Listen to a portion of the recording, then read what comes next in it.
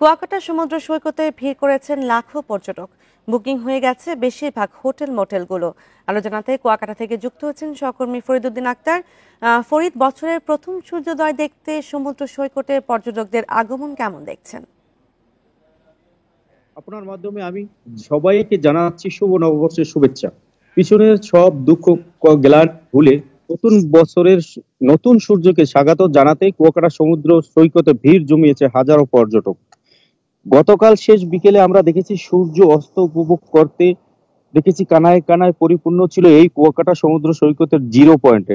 আজ ভোরে অর্থাৎ 1 ঘন্টা আগেও অনেক পর্যটক নতুন বছর 2025 সালের নতুন সূর্য উদয় উপভোগ করতে এসেছিল। কিন্তু দুঃখের বিষয় হচ্ছে ভোর থেকেই ঘন মেঘে ঢাকা রয়েছে উপকূলের আকাশ, সেই সঙ্গে ঘন কুয়াশা ঢাকা রয়েছে গ্রামীণ জনপদ, যার কারণে পর্যটকরা নতুন বছরের নতুন সূর্য উদয়ের বিরল দৃশ্য উপভোগ করতে পারেনি।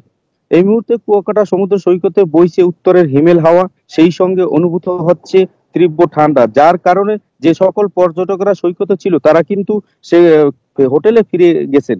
এই মুহূর্তে কুয়াকাটা সমুদ্র সৈকতে খুব কম সংখ্যক পর্যটক রয়েছেন।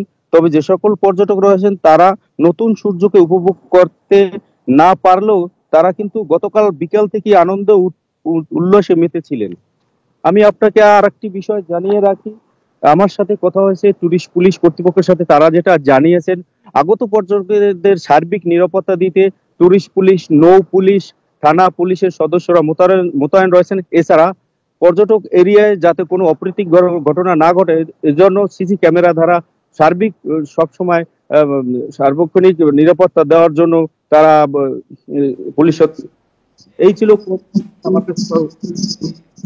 জি, কুয়াকাটা থেকে জানাচ্ছিলেন সহকর্মী ফরিদউদ্দিন আক্তার।